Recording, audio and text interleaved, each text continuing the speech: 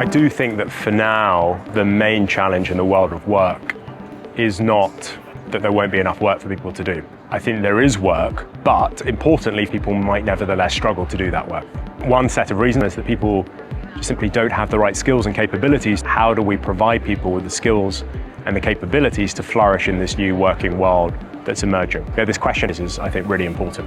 The difference is that these technologies are taking on tasks and activities that until recently we thought only very expert human beings could do, things that require capacities like creativity or judgment or empathy. And I think that is certainly something that's different this time.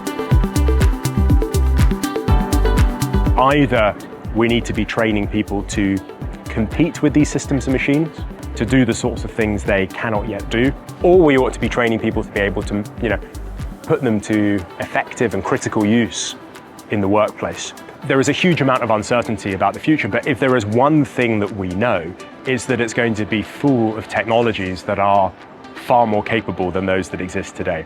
And so teaching people to put these technologies to effective and critical use seems to me to just be so important.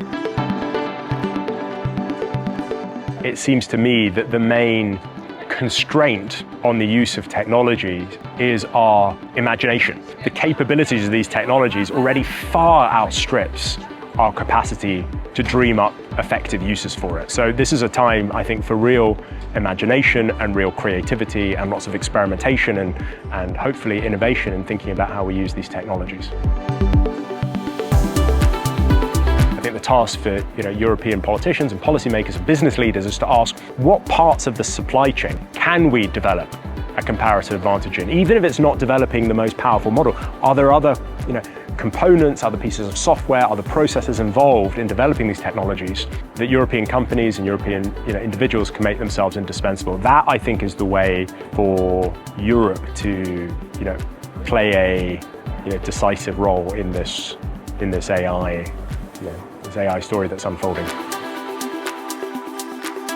And I would say start with a blank sheet of paper. Forget the particular organization that you're part of, forget the particular role that you have, and instead say, given the problems that I am meant to be solving, perhaps they're educational problems, perhaps they're legal problems, perhaps they're accounting, financial problems, just take the problem and ask, given the technological possibilities that exist today, how might I go about solving that problem, perhaps in fundamentally different ways? And almost invariably, when you do that sort of blank sheet exercise, what you end up with looks very, very different to how most businesses operate today.